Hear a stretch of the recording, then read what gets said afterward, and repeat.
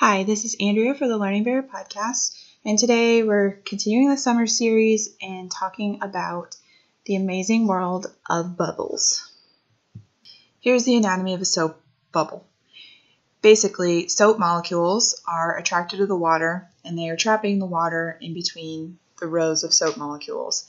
And as they are attracted to each other, they're attracted to each other in addition to the water.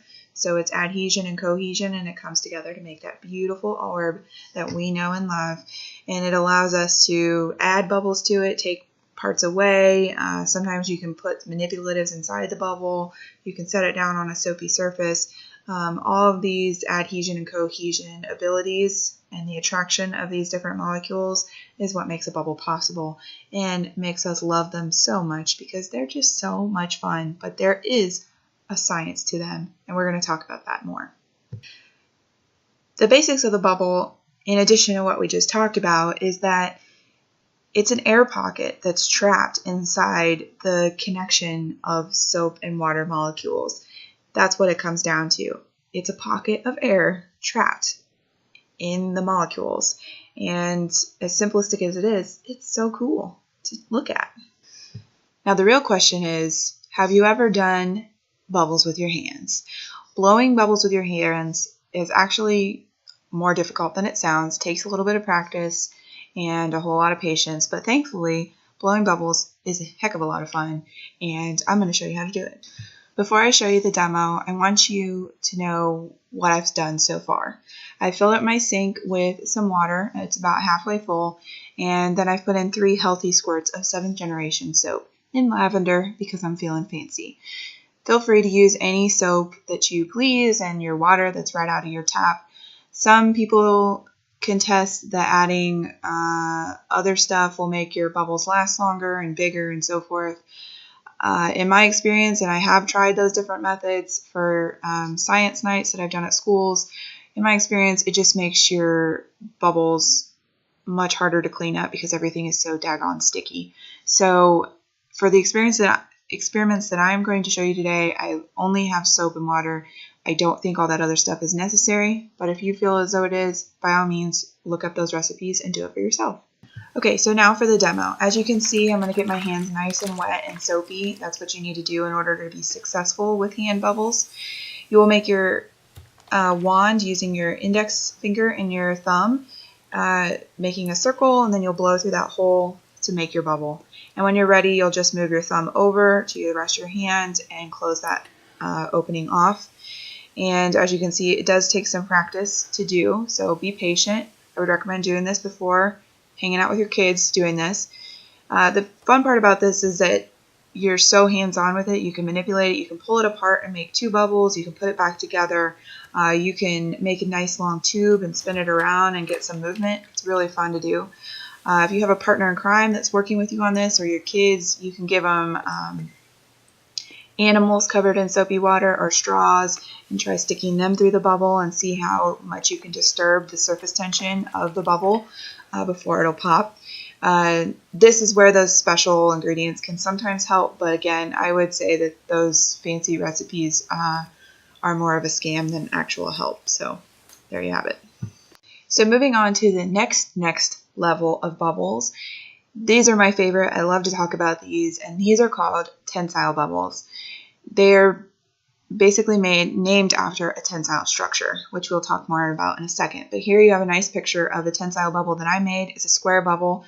The molecules pull down from the sides and make that square in the middle, and you can actually stick your finger or a straw or something through that center. There's nothing there. The bubbles have all come together to form that square in the middle. It's really cool to do. Now here is a tensile structure. Pretty interesting looking, right? You'll see these in parks or in amphitheaters. They're basically built on tension more so than an actual structure, and that's how they get their name. So a tensile structure is a construction of elements carrying only tension and with no compression or bending. So they're pulling like a canvas over, and the tension is what holds it in place and gives it its structural form, less so than more elaborate construction pieces. So that's basically what a tensile structure is. In order to make tensile structure bubbles, it's very simple as far as supplies go. You need a pair of scissors, some straws, and some pipe cleaners. I would have some extras just because things go wrong, okay? So definitely have some extras on hand just in case you mess up. Well, if you're ready to get started, let's go. To get started, you need to cut 4 straws into 3 pieces each. Once you've done that, you are going to make your first square. So push those off to the side and grab some pipe cleaners or chenille sticks, whatever people call them. I grew up with pipe cleaners. So what you're going to do is take 4 of the straw pieces that you just made, and you're going to thread them onto your pipe cleaner, just like I'm doing here. Then, once you have that done, you're going to form your pipe cleaner into a square using those straws as your guide for the sides. You will twist your ends together, like I'm trying to do, and then if you have any extra like that, I typically tuck it into the straw just as a safety thing so kids don't get hurt poking themselves with the pointy end. And that's all you got to do. So now we need to make another one. There it is. Next, you're going to take one of your squares and thread a pipe cleaner through the top and through the bottom, just like that. Now, put on a straw bead, if you will, on each of the ends that you have. These are going to make the supporting sides that will match up with the other frame that you've made. Once you have all 4 beads on there, you will bend up the legs like that, which is kind of tricky to do, I'll admit. It's kind of awkward. Then you will take your other frame and you will thread those pipe cleaners one through each of its sides. And again, I didn't have any problem here, but if you have any overlap, try to tuck them in, at least the pointy parts in, so that your kids or you are not stabbed with the ends of the chenille sticks, because I know it's not like a big deal, but it does kind of hurt, so be aware of that. And then you have your tensile structure ready to go. Now you can move to the bubbles. Alright, now that you are at the bubbles, take your square that you just made, your cube, and smush it down in the water. You don't need a full sink of water in order to do this.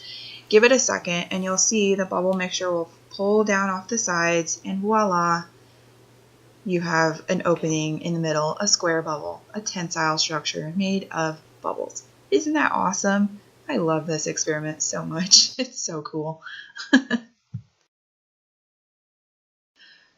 So if you've mastered your cube making and the square bubbles, you can also make them in triangles, triangular prisms, as well as pentagons, hexagons, octagons, whatever else you see fit.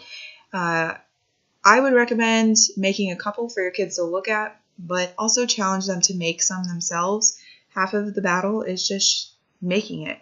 When I've done this with large groups of kids, I have pre-cut straws, so we don't have to mess with that, so they can just jump into a barrel of straws and some pipe cleaners and just get to creating. Plus, when you're cutting up the straws, the straw pieces just fly everywhere and it's just a crazy mess. So avoid that if you can. Alright, that's it for today. Thank you so much. I hope you subscribe, share, and save this video. Have a great day, and I will catch you next time.